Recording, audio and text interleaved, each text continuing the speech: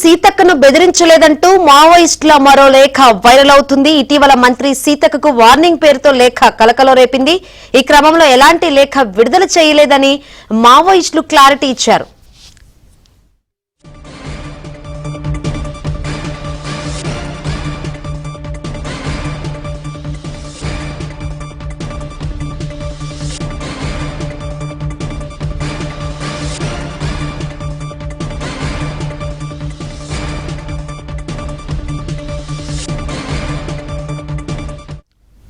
మంత్రి సీతక్కను బెదిరించలేదంటూ మావోయిస్టులు మరో లేఖ వైరల్ అవుతుంది. ఇటీవల మంత్రి సీతక్కకు వార్నింగ్ పేరుతో లేఖ అయితే కలకలం రేపింది. ఈ క్రమంలో ఎలాంటి లేఖ విడుదల చేయలేదని మావోయిస్టులు క్లారిటీ ఇచ్చారు. మరి ఆ లేఖ ఎక్కడి నుంచి వచ్చింది ఏంటి అనేది అయితే తేలాల్సి ఉంది. మరిన్ని వివరాలు అందించేందుకు మా ప్రతినిధి నవీన్ సిద్ధంగా ఉన్నారు.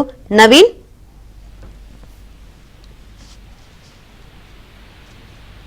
లేఖలపైన అనుమానాలు వ్యక్తమవుతున్నాయి. గత వారం క్రితం మావోయిస్టుల పేరుతో విడుదలైనటువంటి లేఖలో మంత్రి సీతక్కను హెచ్చరిస్తూ అందులో లేఖలో ప్రకటనలు ఉన్నాయి. సీతక్క జీవో 49 పైన ఎలా స్పందించలేదు అంటే ఆదివాసీల హక్కులను కాలరాసేటువంటి జీవో 49 పైన ఆమె ఎట్లాంటి చర్యలు తీసుకోవడం లేదు. అది ఆదివాసులకు పెద్ద జీవన్మరణ సమస్యగా ఉండేటువంటి జీవో మీద పట్టించుకోవట్లేదని సీతక్కకు హెచ్చరికలు జారీ చేశారు. తర్వాత ప్రభుత్వ విద్య కోసం 20,000 కోట్లు ప్రభుత్వం విడుదల చేయాలని మరో లేఖ వచ్చింది. తర్వాత ఇవాళ కూడా మరో లేఖ సీతక్క మీద గతంలో వచ్చినటువంటి లేఖ తాము విడుదల చేయలేదని మరో లేఖ ఇవాళ విడుదలైంది. అలాగే మావోయిస్టు రాష్ట్ర కార్యదర్శి దామోదర్ అలియాస్ బడే చొక్కారావు లొంగిపోతారన్న వస్తున్నటువంటి వార్తల్లో కూడా ఎలాంటి నిజం లేదని ఈ లేఖలో పేర్కొన్నారు. వరుసగా ఈ లేఖల పరంపర చూస్తుంటే ఇవన్నీ కూడా వీటి మీద అనుమానాలు వ్యక్తమవుతున్నాయి. ఎందుకంటే 10 రోజుల క్రితం మావోయిస్టు కేంద్ర ఏఓబి కార్యదర్శి గాజర్ల రవి అలియాస్ గణేష్ మృతి చెందిన దగ్గర నుంచి ఆయనతో పాటు మరో ఇద్దరు చనిపోయారు. మొత్తం 3 చనిపోయారు మారేడుమిల్లి, ఆంధ్రప్రదేశ్ లోని మారేడుమిల్లి ఎన్కౌంటర్ లో.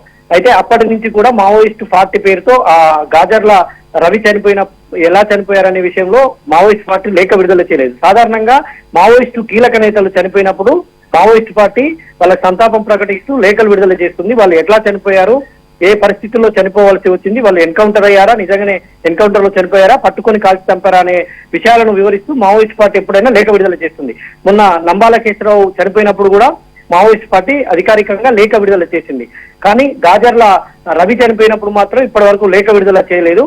ఆ లేఖ విడుదల రాకముందే ఇట్లాంటి లేఖలు వస్తున్నాయి. ఇటు సీతక్కను హెచ్చరిస్తూ ఒక లేఖ, తర్వాత విద్యా వ్యవస్థ మీద ఒక లేఖ, మళ్ళీ సీతక్కను తాము హెచ్చరించలేదని మరో లేఖ. ఈ విధంగా వచ్చినటువంటి ఈ 3 లేఖల పైన కూడా అనుమానాలు వ్యక్తమవుతున్నాయి. ఈ 3 లేఖలను పోలీసులు అయితే పరిశీలన చేస్తున్నారు. ఇది ఫేకా లేదంటే నిజంగానే మావోయిస్టు విడుదల చేశారా, విడుదల చేస్తే ఏది నిజం అనేటువంటిది మాత్రం తేలాల్సి ఉంది. Shankar, right, thank you Naveen.